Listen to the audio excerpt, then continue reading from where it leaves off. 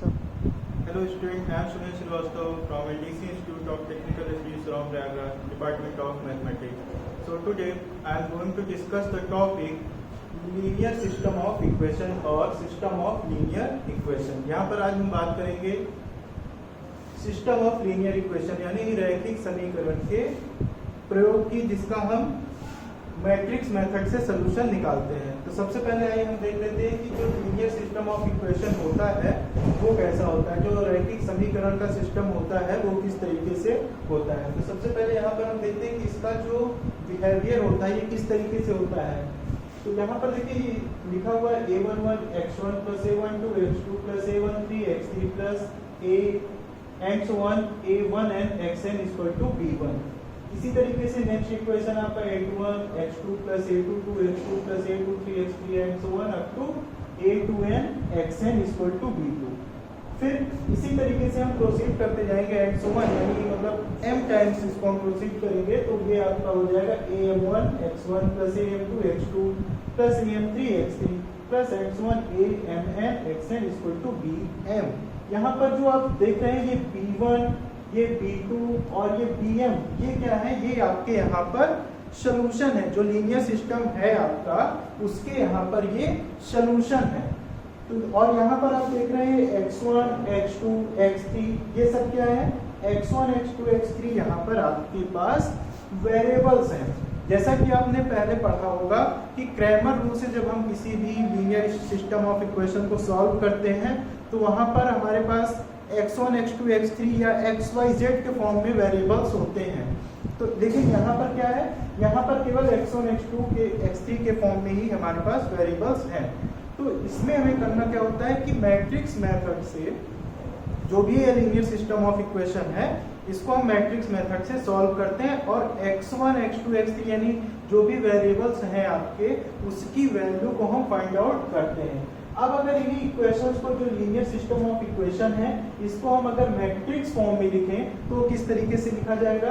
आप जानते हैं कि किसी भी मैट्रिक्स में एलिमेंट्स को रिप्रेजेंट करने का तरीका ये होता है, ये आपका a11 a12 a13 up to a1n, यानी कि यहाँ पर जो आपके पास कांस्टेंट टर्म है, जो एलिमेंट्स हैं जिसको हम मैट्रिक्स में इन्वॉल्व कर रहे हैं, मैट्रिक्स में हम उसको रिप्रेजेंट कर रहे हैं, तो वो आपकी किस तरीके से डिनोट होंगे, a11 a12 a13 a1n, ठीक है ना।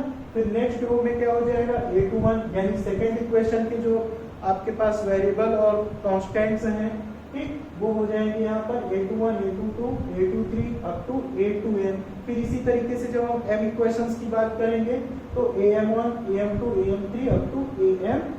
और यहाँ पर ये जो आपकी अलग मैट्रिक्स है ये वेरिएबल्स मैट्रिक्स कहलाती है, जो कि एक कॉलम मैट्रिक्स ही यहाँ पर बनेगी।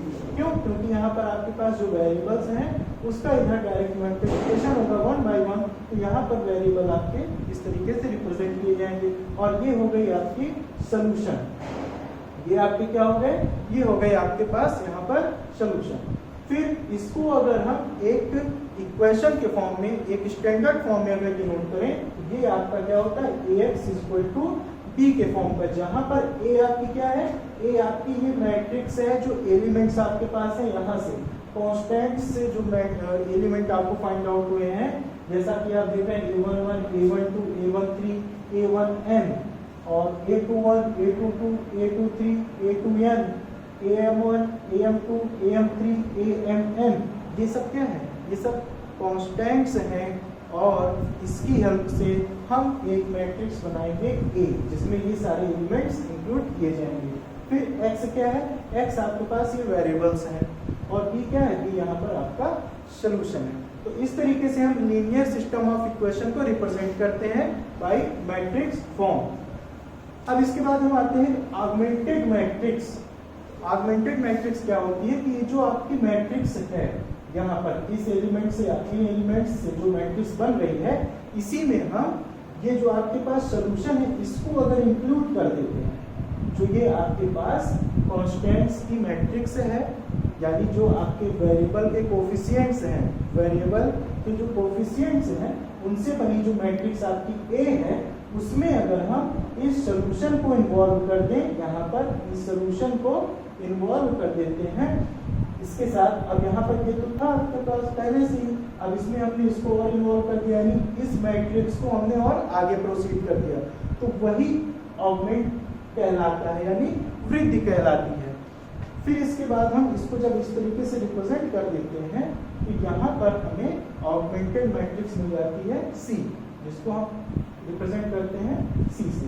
फिर हम बात करते हैं ये जो लीनियर सिस्टम ऑफ इक्वेशन है, इसमें कंसिस्टेंसी हम कैसे निकालते हैं, यानी समानता कैसे निकालते हैं, तो उसके लिए test for the consistency of the equations. तो सबसे पहले हम ये समझ लें कि कंसिस्टेंट इक्वेशन क्या होता है। अब आपने इस लेक्चर के पहले एक काफी वीडियो मेरे देखे होंगे जिसमें हमने रैंक की बात की थी। तो रैंक की बात करते हैं तो वहां पर हमें क्या मिलता है, किसी भी मैट्रिक्स की रैंक जो होती है वो कंसिस्टेंसी को डिफाइन कर सकती है। अगर आपके पास जो मैट्रिक्स A है, ये आपके पास मैट्रिक्स A है, इसकी रैंक हमने निकाला, और आपके पास मैट्रिक्स C है, यानी कि जो augmented matrix of A to B है, A to B की जो आपके पास ऑगमेंटेड मैट्रिक्स है उसकी रैंक निकालते हैं। और अगर दोनों की रैंक इक्वल किसकी आती है, n की, तो n यहाँ पर क्या है, n है नंबर ऑफ वेरिएबल्स। ये जो वेरिएबल्स हैं ये कितने हैं, ये रिप्रेजेंट क्या कर रहा है, ये रिप्रेजेंट कर रहा है n, यानी जो स्मॉल n है वो किसको रिप्रेजेंट कर रहा है, वो रिप्रेजेंट कर रहा है यहाँ पर आपके पास कितने वेरिएबल्स हैं।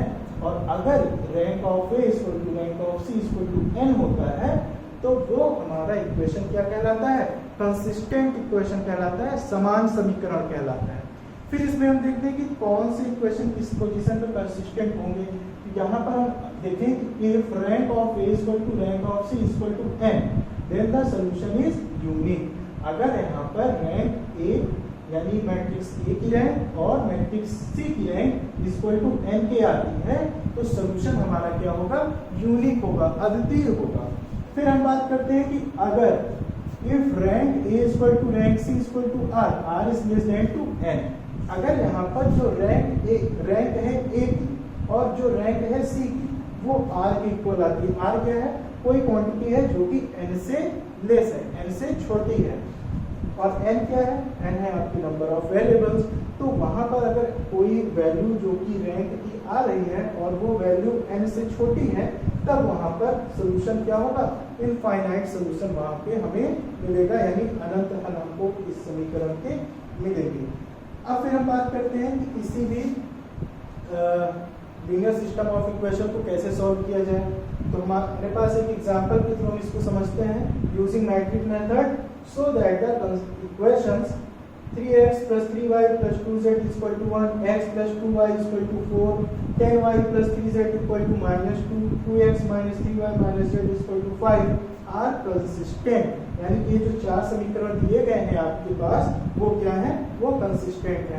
तो सबसे पहले हम क्या करेंगे, सबसे पहले इसके सॉल्यूशन में हम स्टार्ट कहाँ से करेंगे, जो भी सिस्टम ऑफ इक्वेशन दिया गया है उसको हम मैट्रिक्स फॉर्म में रिप्रेजेंट कर लेंगे। मैट्रिक्स फॉर्म में कैसे रिप्रेजेंट करेंगे, ये आपका लीनियर सिस्टम ऑफ इक्वेशन दिया गया है, इसको हम इस तरीके से मैट्रिक्स फॉर्म में रिप्रेजेंट कर लेंगे जहां पर ये वैल्यूज क्या हैं, ये वैल्यूज आपकी हैं जो यहाँ पर वेरिएबल्स के कोफिशिएंट हैं, उसकी हेल्प से यहाँ पर हमने ये मैट्रिक्स को डिराइव कर दिया।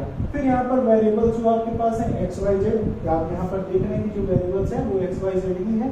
फिर ये क्या है, ये आपके सॉल्यूशंस हैं, जो भी इक्वेशन की सॉल्यूशन है वो यहाँ पर ये ax is equal to b के फॉर्म में डिफाइन किए गए हैं। अब यहाँ पर हम क्या करेंगे, नेक्स्ट स्टेप पे हम आएंगे ऑगमेंटेड मैट्रिक्स निकालेंगे, यानी ये जो गिवन मैट्रिक्स है इसकी हम ऑगमेंटेड मैट्रिक्स निकालेंगे, इसको और ये सॉल्यूशन को इंक्लूड करके हम ऑगमेंटेड मैट्रिक्स को फाइंड आउट करेंगे। अब यहाँ पर हम क्या करेंगे, ये जो मैट्रिक्स है इसकी रैंक को फाइंड आउट किया जाएगा। तो अब इसकी रैंक को हम फाइंड आउट करते हैं। तो रैंक को फाइंड आउट करने के लिए आपको पता है कि इससे पहले हमने आपको बताया था कि किसी भी मैट्रिक्स को इकोलॉन फॉर्म में कैसे चेंज करना है, और उसी मैट्रिक्स को हम इकोलॉन फॉर्म में चेंज करेंगे और इस मैट्रिक्स की रैंक को फाइंड आउट करेंगे। तो सबसे पहले हम देखते हैं कि इसमें फर्स्ट स्टेप हमने क्या किया है। इसमें फर्स्ट स्टेप हमने किया है कि R1 को रिप्लेस कर दिया है R2 से। ये आपके पास R1 है और ये है R2। आपको पता है इकोलॉन फॉर्म की जो फर्स्ट कंडीशन है उसमें पहला एलिमेंट किसी भी रो फर्स्ट रो का क्या होना चाहिए, वो होना चाहिए 1। तो यहाँ पर आपको ये दिख रहा है कि ये एलिमेंट आपका हमने यहाँ पर रिप्लेस करके 1 कर दिया। अब इसके बाद हम आते हैं नेक्स्ट स्टेप में, जिसमें हम करेंगे R2 में ऑपरेशन करते हैं और R4 में ऑपरेशन करते हैं। R2 में कंडीशन क्या है, R2 में आपको एलिमेंट दिख रहा है कि ये एलिमेंट क्या है, यहाँ पर ये एलिमेंट है आपके पास 3। तो इसको हमें रिमूव करना है, तो हम इसको करते हैं R2 में हम अप्लाई कर दें R3 minus 3R1, R2 minus 3R1, R2 minus 3R1। इसके बाद जो R4 है ये भी हमको ये एलिमेंट भी जीरो करना है। इसमें हम क्या करेंगे, इसमें हम करेंगे R4 में R4 माइनस 2R1, ठीक है ना। अब इसका अप्लाई करने के बाद देखें कि हमें क्या मिलता है। तो सबसे पहले ये जो आपको वैल्यू मिल जाएगी यहाँ पर, वो तो फर्स्ट रो की एज इट इज रहेगी 1 2 0 1 2 0 4, और ये आपको क्या मिल जाएगा, ये मिल जाएगा 3 minus 3 equal to 0, 3 minus 6 equal to -3, और उसके बाद 2 माइनस 0 इक्वल टू 2, और ये मिल जाएगा आपको 1 माइनस 12 इक्वल टू -11। और यहाँ पर आपको फिर थर्ड रो में देखेंगे, थर्ड रो में कोई ऑपरेशन नहीं यूज किया गया, तो ये एज इट इज आपकी हो जाएगी 3 और -2। फिर लास्ट रो में क्या ऑपरेशन किया गया है, R4 में R4 माइनस 2R1, तो ये आपका हो जाएगा 2 minus 2 equal to 0, -3 -4 equal to -7 -1, और ये आपका मिल जाएगा यहाँ पर 5 माइनस 8 इक्वल टू -3। ये आपका सेकेंड स्टेप यहाँ पर कंप्लीट हुआ। फिर हम फर्दर नेक्स्ट स्टेप में आएंगे। नेक्स्ट स्टेप में हमें क्या करना है, R3 में हमें क्या करना है, R3 में हम कर देते हैं R3 plus 10/3 R2, R3 plus 10/3 R2, और इसमें हम R4 में भी अप्लाई करेंगे। क्यों, क्योंकि हमें इसको इकोलॉन फॉर्म के अंदर में काम करना है, इकोलॉन फॉर्म के में चेंज करना है। तो यहाँ पर हम R4 में क्या करते हैं, R4 माइनस 7/3 R2। जब हम ये दोनों ट्रांसफॉर्मेशन यहाँ पर यूज करेंगे तो हमें मैट्रिक्स क्या मिलेगी, हमें मैट्रिक्स मिल जाएगी। फर्स्ट रो तो आपकी रहेगी 1 2 0, इसमें कोई काम नहीं करना है। सेकेंड रो भी एज इट इज रहेगी, क्योंकि यहाँ भी आप देख रहे हो कि 1 के बाद पहला एलिमेंट 0 हो रहा है, तो ये भी हमें कोई काम नहीं करना है यहाँ पर। ठीक, हमें 0 करना है तो किसको, इसको करना है। फिर ये आपका आ जाएगा -11। अब R3 प्लस 10/3 R2, ये आपका हो जाएगा 0, और ये भी हो जाएगा 0। फिर ये आ जाएगा आपका 29/3, और ये क्या आएगा, ये आपको मिल जाएगा -116/3। फिर R4 में क्या करना है, R4 में ये आपका हो जाएगा R4, ये आपका 0 है ही। फिर R4 माइनस 7/3 R2, ये आपका 0 कर दिया। फिर यहाँ पर आपको मिल जाएगा -17/3, और ये आपको मिलेगा यहाँ पर 68/3। ये जब आप ऑपरेशन यहाँ पर ट्रांसफॉर्मेशन यूज करेंगे तो इतने स्टेप आपको यहाँ पर मिल जाएंगे। फिर अगर फर्दर हम बढ़ते हैं, अब इसको हमें क्या करना है, इसको हमें बनाना है 1। अब इसके लिए हम करते हैं कि R3 में हम 3/29 R3 कर देते हैं। R3 में हमने क्या किया, 3/29 R3, यानी इस थर्ड रो में हमने 3/29 से मल्टीप्लिकेशन कर दिया। बाकी की रो आपकी एज इट इज ही कंसीडर की जाएंगी। आप देख सकते हैं फर्स्ट और सेकेंड रो में कोई भी ट्रांसफॉर्मेशन नहीं है, तो ये आपकी एज इट इज कंसीडर हो गई। ये 0 0, और ये आपका हो जाएगा 1, और ये आपका कितना आ जाएगा, ये आपका आ जाएगा -11, ठीक है, सॉरी -4 आ जाएगा। जब इसको हम यहाँ से मल्टीप्लाई करेंगे तो ये आपका आ जाएगा -4। ठीक, फिर इसमें भी कोई ऑपरेशन नहीं है, कोई ट्रांसफॉर्मेशन नहीं है, तो ये आपका एज इट इज यहाँ पर कंसीडर कर लिया जाएगा। अब यहाँ पर हम देख सकते हैं कि जो इकोलॉन फॉर्म में कंडीशन है वो पहला एलिमेंट 1, दूसरा एलिमेंट दूसरी रो का पहला एलिमेंट 0, फिर तीसरी रो का पहला दूसरा एलिमेंट 0। अब बात आती है लास्ट रो में हमें तीन एलिमेंट क्या करने हैं, ये 0 करने हैं। तो इसके लिए हम क्या करते हैं, इसके लिए हम यहाँ पर नेक्स्ट ट्रांसफॉर्मेशन अप्लाई करेंगे तो हमें वो इकोलॉन फॉर्म की कंडीशन भी यहाँ पर मिल जाएगी।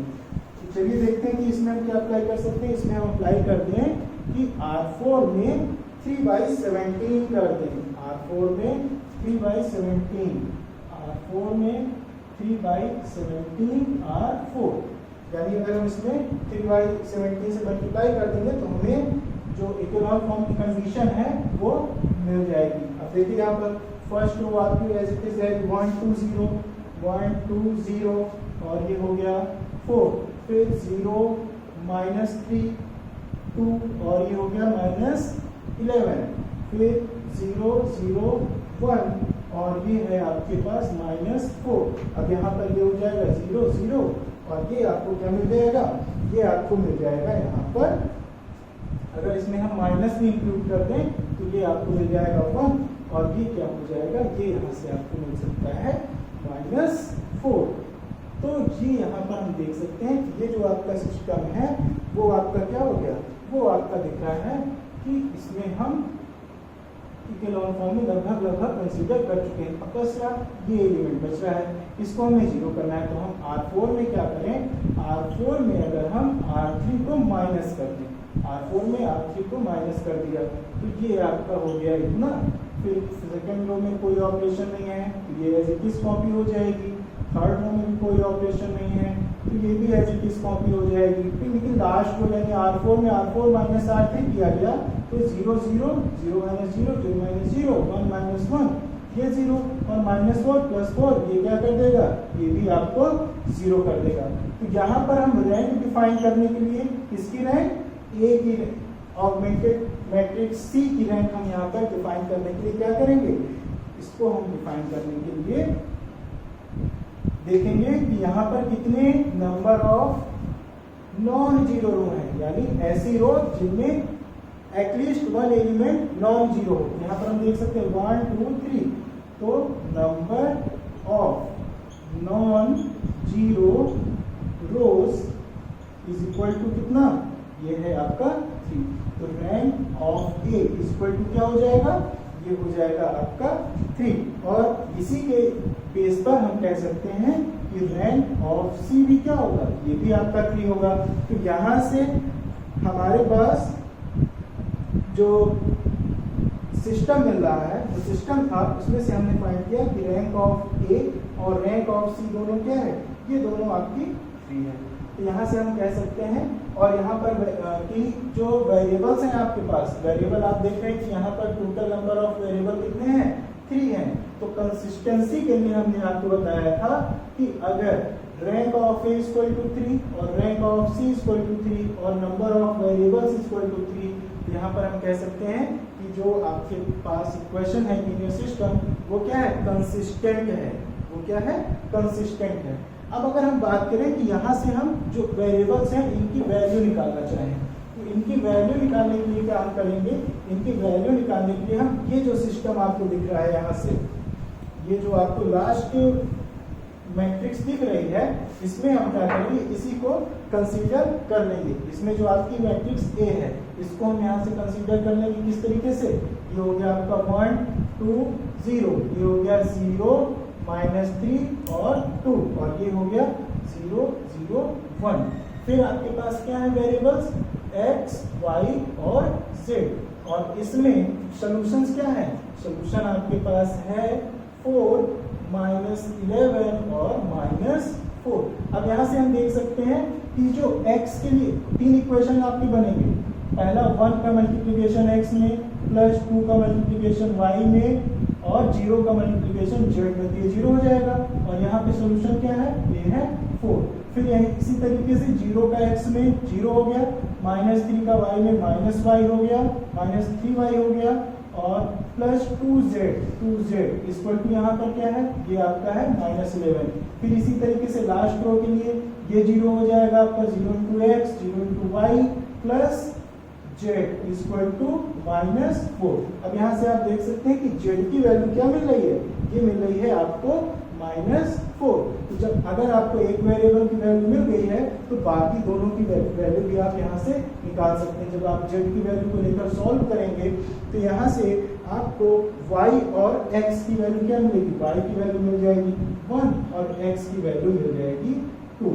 तो इस तरीके से हम देख सकते हैं कि किसी भी लीनियर सिस्टम ऑफ इक्वेशन को कैसे हम सबसे पहले उसका ऑगमेंटेड मैट्रिक्स निकालते हैं, उसके बाद उसका हम इकेलॉन फॉर्म निकाल करके रैंक डिफाइन करते हैं, और रैंक डिफाइन करने के साथ साथ हम उसका सॉल्यूशन किस तरीके से निकाल सकते हैं। तो आज के लेक्चर में हम इतना ही रखते हैं, नेक्स्ट लेक्चर जल्दी ही प्रोवाइड आपको करते हैं। तब तक के लिए थैंक यू, जय हिंद, जय भारत।